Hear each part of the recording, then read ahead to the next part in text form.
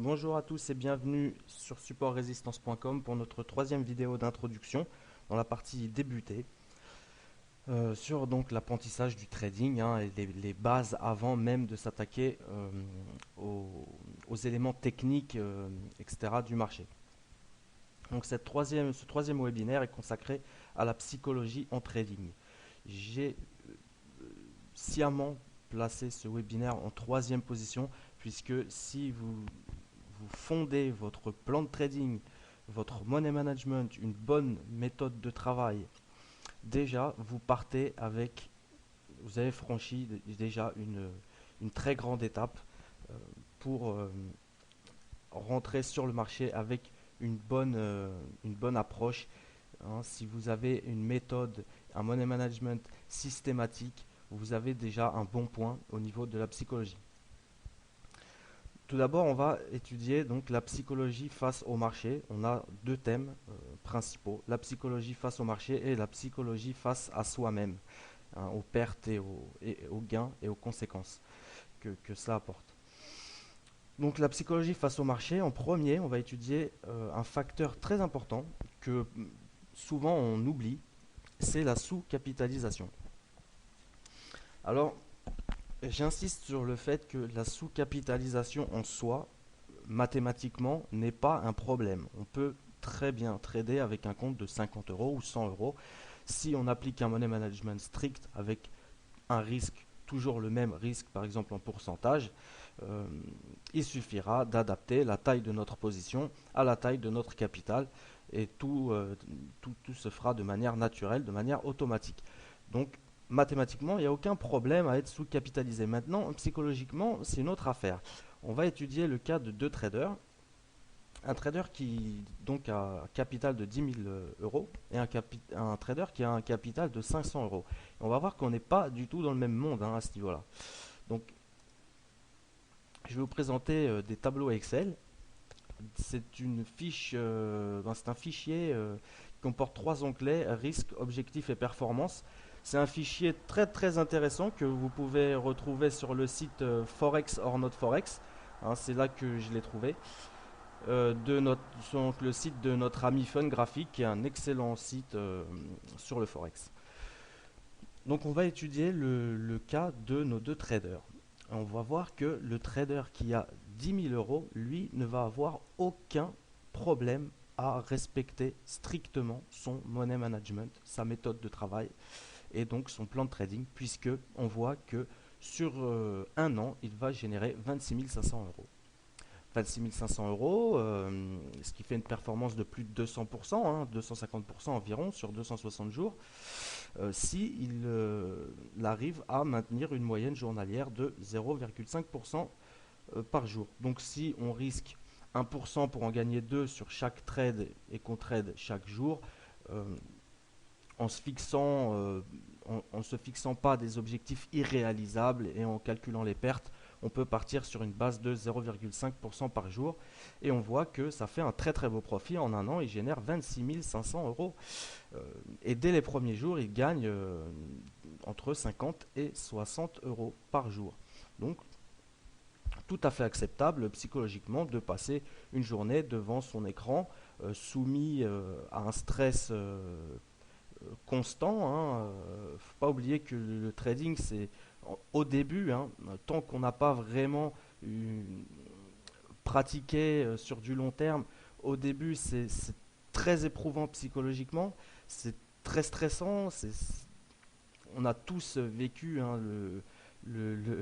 la période où quand on rentrait sur le marché, on clique sur le bouton, on a le cœur qui s'emballe. On est- et puis on est tous plus ou moins émotifs aussi. Donc voilà pourquoi la psychologie, c'est quelque chose de très important au niveau du trading. On ne peut pas contrôler ses émotions, c'est quelque chose d'inné, c'est quelque chose de naturel chez l'être humain. Les émotions, on ne peut pas les contrôler, mais il faut les écarter du processus de trading. Ça, c'est faisable en systématisant notre approche sur les marchés. Et donc, on voit que le trader qui débute avec un capital de 10 000 euros avec une moyenne de 0,5% par jour sur 260 jours ouvrables, on voit que même au début, il génère un profit tout à fait intéressant qui est de l'ordre de 50-60 euros par jour. C'est c'est un très bon rendement journalier par rapport à notre capital de base, hein. Et puis on voit que on fait une très très belle performance à la fin de l'année. Maintenant, prenons le cas du trader qui démarre avec 500 euros. Lui, il fait exactement la même performance, hein. Il fait plus de 200-250% par an. Et on prend la même base, 0,5% par jour sur une période de 260 jours, et il fait exactement la même performance exceptionnelle, plus de 200% en un an. Mais simplement, psychologiquement, c'est beaucoup plus difficile puisque on voit qu'en un an, il ne génère que 1300 euros.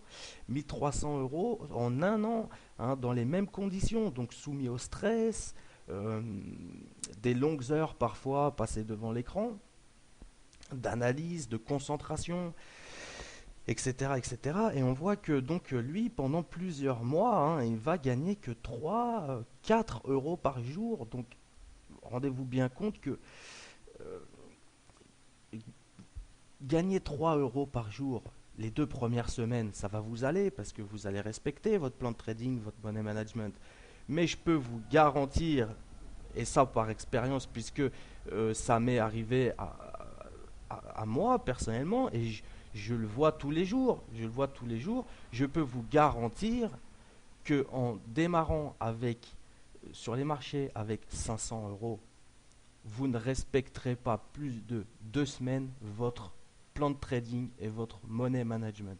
Je peux vous assurer que vous allez être très très vite énervé par le fait de gagner 3 euros, 4 euros par jour en passant des heures et des heures d'analyse, de concentration et parfois de stress sur le marché.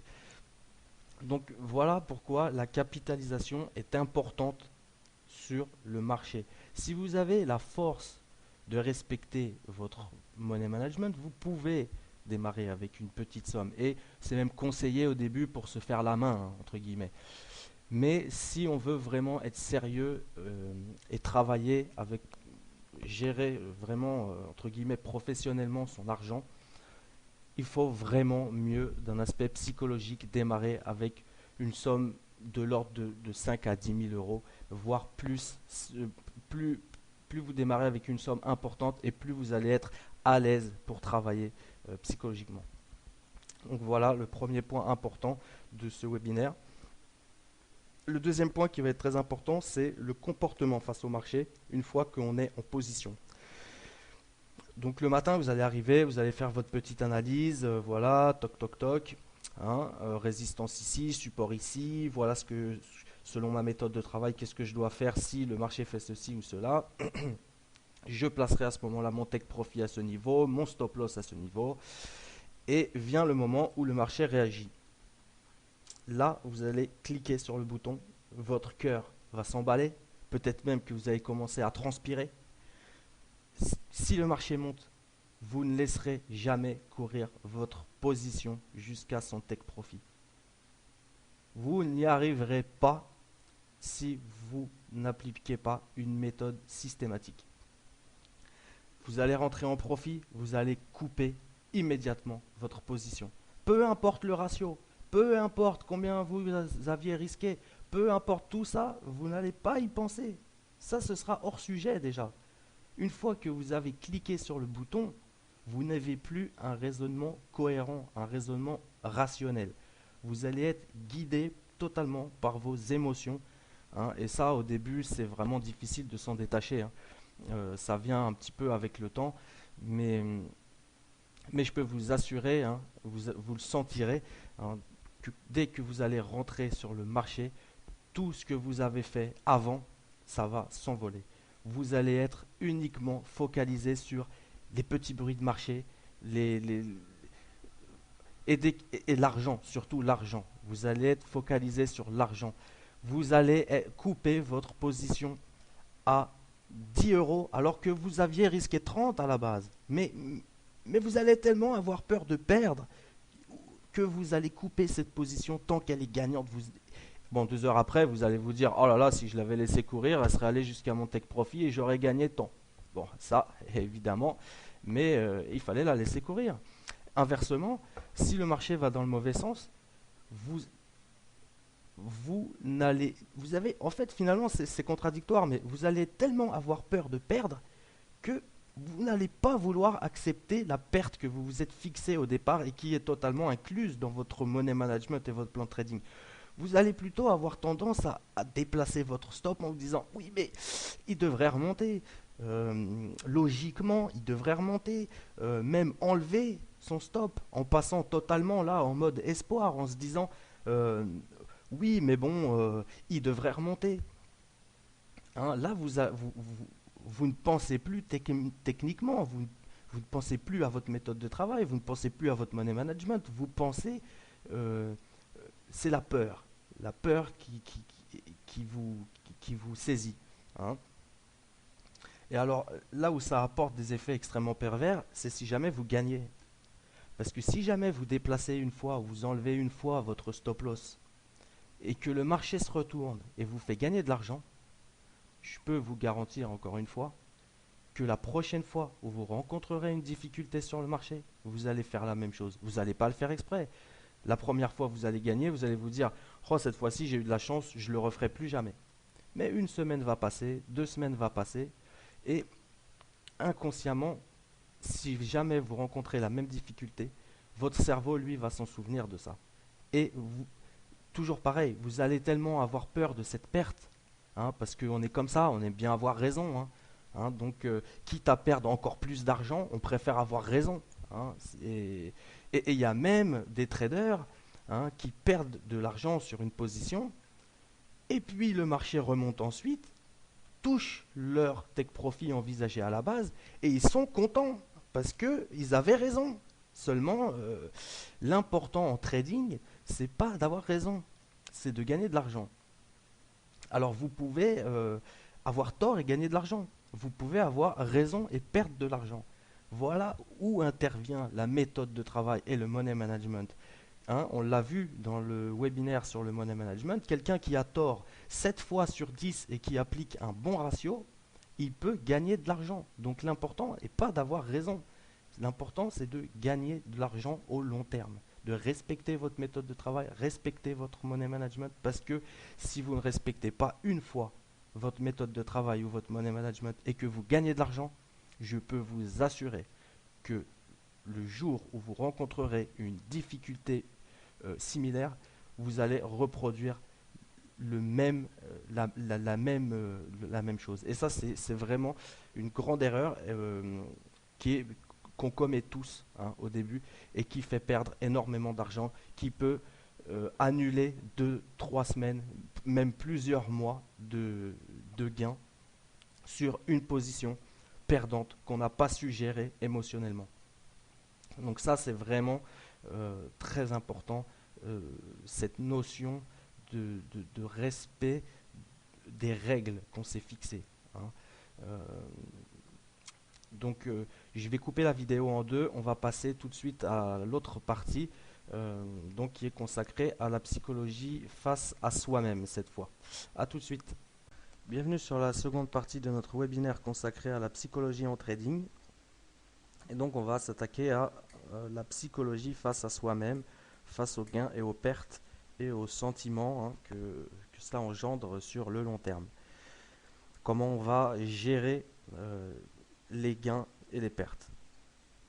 Hier j'étais au salon du trading avec un collègue qui débute sur les marchés et donc je l'ai emmené à une conférence très très intéressante de Jérôme Révillier sur la psychologie en trading justement et donc il nous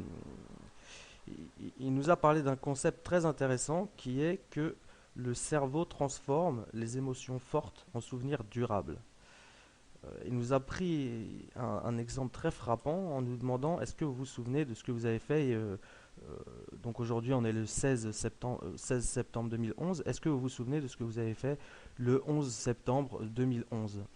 Eh bien, bien sûr, à moins que ce soit, comme il l'a dit lui-même, votre anniversaire ou qu'il y ait eu un événement marquant dans votre vie, je pense que à peu près personne se souvient ce qu'il a fait précisément le 11 septembre 2011. Par contre, on se souvient tous de ce qu'on était en train de faire quand on a appris la nouvelle le 11 septembre 2001. Pourtant, c'est bien plus loin, euh, mais voilà ici la preuve que le cerveau, alors certains ont été marqués plus que d'autres, hein, d'autres, ils pourront peut-être même vous dire comment ils étaient habillés, dans quelle pièce exacte de leur maison ou de leur lieu de travail ils étaient, etc., etc. Mais je pense que tout le monde se souvient de ce qu'il faisait précisément au moment où il a appris cette nouvelle.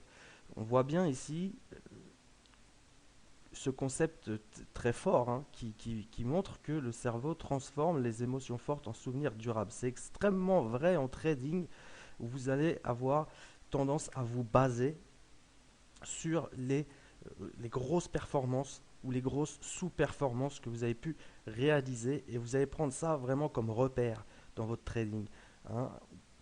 C'est-à-dire que vous allez désobéir une fois à votre money management, vous allez faire un gain vraiment exceptionnel, euh, et pareil dans l'autre sens, vous allez peut-être désobéir à votre plan de trading, votre money management, et faire une perte très très très importante, et ça va vous servir de repère. Donc vous allez avoir tendance, quand vous travaillez avec votre money management, à minimiser les gains, hein, parce que vous avez souvenir de cette très belle performance dans votre tête.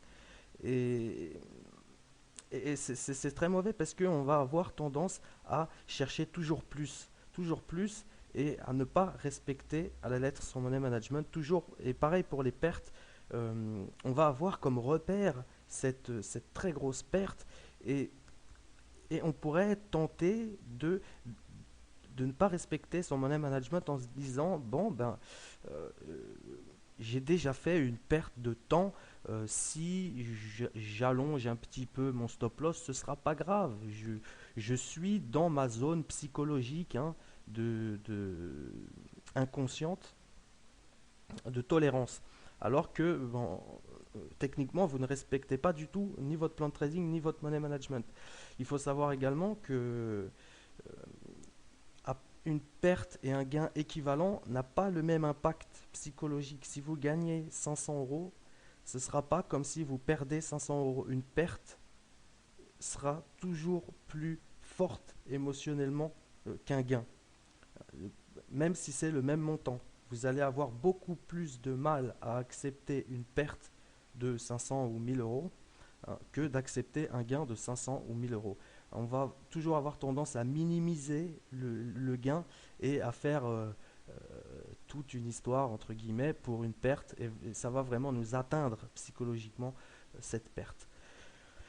Donc on va voir maintenant un petit peu les réactions face aux gains et face aux pertes. Alors, les réactions face aux gains, c'est très simple, hein. Si vous avez une très très belle série de gains, vous allez avoir tendance à vous croire, entre guillemets, le plus fort, euh, à vous dire, bon, je rentre ici, je rentre là, je gagne tout le temps, de toute façon, même si je respecte pas mon plan de trading, mon money management, ma méthode de travail, pourquoi pas, de toute façon, je gagne de l'argent, je suis le plus fort, et donc il n'y a pas de problème, hein. Il faut savoir que un gain hors norme ou une perte hors norme est toujours issu d'un non-respect du plan de trading ou du money management. C'est vraiment pas une base de référence, hein. Vraiment pas une base de référence. Les sentiments face au gain, c'est ça. L'euphorie, comme je dis, comme je l'ai écrit ici, l'euphorie qui conduit au désastre. On va avoir tendance à chercher toujours plus, à croire qu'on est au-dessus des lois. Voilà. Et ça va nous amener au non-respect du plan de trading, du money management, et ou de la méthode de travail. C'est un sentiment très pervers, celui-ci, parce que contrairement à celui des pertes qui est compréhensible, celui-là, il est vraiment très dur à déceler et à maîtriser, parce que tout simplement on gagne. Donc quand on gagne, c'est légitime d'être content, hein, c'est légitime d'être content, d'être satisfait de soi-même, mais il ne faut pas que ça interfère dans le processus systématique de trading euh, et de respect des plans, hein. Les sentiments face aux pertes, là, c'est quelque chose euh, qui va vraiment nous atteindre émotionnellement et qui risque de détruire une stratégie de trading, même si elle est la plus performante qui puisse exister au monde, hein. Ce webinaire sur la psychologie en trading est très important parce que si vous n'adoptez pas un bon profil psychologique, entre guillemets, vous avez beau avoir le plus gros capital au monde, vous avez beau avoir la plus belle stratégie au monde, si vous n'avez pas le profil psychologique, hein, qui va vous donner l'aptitude à générer du profit, vous détruirez absolument tout, que ce soit le capital ou la méthode de trading. Une méthode de trading efficace peut être totalement inefficace si vos sentiments interfèrent dans le processus. C'est très très important.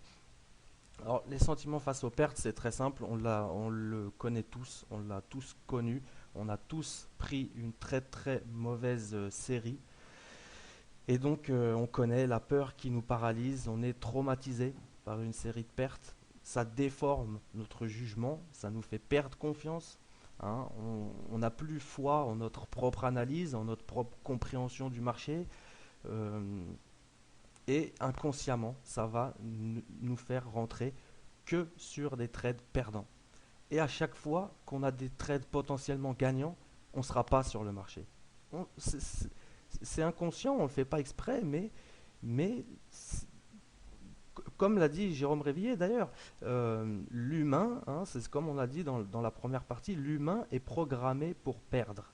On n'a pas la psychologie, l'humain n'a pas la psychologie pour gagner en trading. On est programmé pour perdre, hein. Et donc là, une fois qu'on est dans ce sentiment de peur, de paralysie, on ne rentrera que sur des trades perdants. Ça, je l'ai vécu. Beaucoup de témoignages de traders également euh, peuvent en témoigner. Donc là, c'est le doute qui s'installe, hein. Euh, on ne rentre pas sur les trades gagnants, on a peur. On ne Les trades perdants nous paraissent attirants d'un coup. C'est bizarre, mais c'est comme ça. On doute de notre système de trading, même si voilà, même s'il marchait pendant un an sur un compte de démonstration. Un compte de démonstration n'inclut pas le paramètre psychologique du trading. Et, et forcément, une méthode euh, stricte, un money management strict en démonstration va marcher très très bien. Mais vous douterez de ce système, même s'il a marché pendant un an sur un compte de démonstration, vous douterez de ce système une fois que vous êtes rentré dans ce cercle vicieux de peur et de doute, hein. Ça, c'est, vous le vérifierez vous-même, euh, et je pense que déjà certains d'entre vous ont pu le vérifier. Donc, on va passer tout de suite à ce qu'on pourrait apporter comme solution à ce genre de problème. La première des solutions, c'est de trader avec une méthode qui correspond à votre personnalité. Très, essayez des techniques, essayez des indicateurs, un petit peu tout, essayez des combinaisons d'indicateurs jusqu'à ce que vous trouviez une méthode qui corresponde à votre personnalité. C'est très important. Une méthode X ne générera pas les mêmes résultats suivant la personne, suivant le profil psychologique de la personne qui va appliquer cette même stratégie. Ça, c'est très important. Adoptez une stratégie qui correspond à votre personnalité. Deuxièmement, ça c'est très important, détachez-vous au maximum de l'argent. Ne regardez pas l'argent, c'est ça qui vous fera, qui vous, c'est ça qui amènera l'avidité, la peur, tous les biais psychologiques extrêmement mauvais en trading, hein. Se détacher au maximum de l'argent. Pensez, parlez en pourcentage et en niveau technique. Une fois que vous avez placé vos objectifs, vos stop loss, votre niveau d'entrée, etc., on ne change pas, on respecte sa méthode de travail et on pense en pourcentage et en niveau technique. Une fois qu'on est rentré en position, on n'est plus apte à apporter un jugement cohérent. Donc, on ne touche plus à rien une fois qu'on est entré en position. Ça, c'est très important. Et se concentrer sur le processus de trading plutôt que sur le résultat découlant des opérations. Quand vous cherchez un trade sur le marché, une opération sur le marché, il faut se focaliser sur le processus de trading, sur votre méthode de travail, sur le signal généré par le marché. Il ne faut surtout pas penser à la perte potentielle, le gain potentiel. Quand on cherche l'opportunité sur le marché, quand on attend l'opportunité sur le marché, on se focalise sur le processus de trading. Le reste a déjà été programmé. Le money management a été défini auparavant. Le plan de trading, la méthode de travail a été définie auparavant. Le résultat découlant de cette opération ne nous intéresse pas à ce niveau-là. C'est déjà fixé. Également, au niveau technique, on va focaliser notre attention sur les points graphiques clés. Hein, on ne va pas focaliser notre attention sur les bruits de marché, sur les grosses bougies à droite à gauche. Non, on a un plan de trading, on a une méthode de travail. On va se focaliser sur les points graphiques clés. Hein, et c'est comme ça qu'on va arriver à rester concentré sur le processus de trading. On va se focaliser sur les points graphiques clés et on ne va pas se laisser manipuler par les bruits de marché. Et dernièrement, donc, suivre scrupuleusement et sans état d'âme votre plan de trading complet. Si votre méthode de travail vous donne une entrée, vous rentrez, vous ne pensez pas à la perte ou au gain potentiel. Vous rentrez suivant votre méthode de travail. Vous respectez votre plan de trading, vous respectez votre money management. Quoi qu'il arrive, même si cette opération vous paraît plus probable qu'une autre, il faut toujours savoir que le marché peut changer d'avis à n'importe quel moment et aucune opération n'est garantie en trading. Chaque opération possède une probabilité de perte. Donc, vous devez respecter absolument votre méthode de travail, votre money management et votre plan de trading. Si une méthode testée sur vous testez une méthode sur 6 mois, 1 an, vous voyez que même en respectant tout ça, ça ne marche pas, changez de méthode. Peut-être que cette méthode n'est pas bonne ou qu'elle ne correspond pas à votre personnalité. Changez de méthode si elle ne donne pas de résultat. Mais si une méthode marche en démo, ça c'est important de le préciser, si une méthode marche en démo, elle marchera en réel. Ça, c'est extrêmement important. Elle marchera en réel. La seule raison pour laquelle elle ne pourrait pas marcher, c'est si vous ne respectez pas les règles, si vous ne respectez pas vos règles. Là, elle ne marchera plus parce que vos émotions rentreront en compte dans le processus de trading. Et ça, c'est très important. Donc voilà ce qu'on peut dire sur la psychologie en trading. C'était un petit peu long, je suis désolé, mais c'est vraiment quelque chose qui me tient à cœur parce que c'est un sujet vraiment extrêmement important qu'on a tendance à prendre à la légère.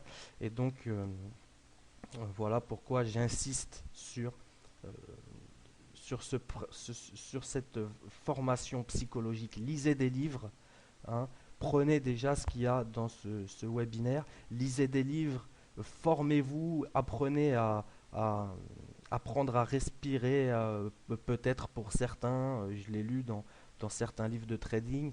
euh, Vraiment, le point clé, c'est se concentrer sur le processus de trading, ne pas penser à l'argent et avoir une méthode qui correspond à notre personnalité. Voilà les points essentiels qui vous amèneront à vous détacher des biais émotionnels en trading. Voilà, donc je vous laisse poursuivre les webinaires et je vous dis à bientôt sur supportresistance.com.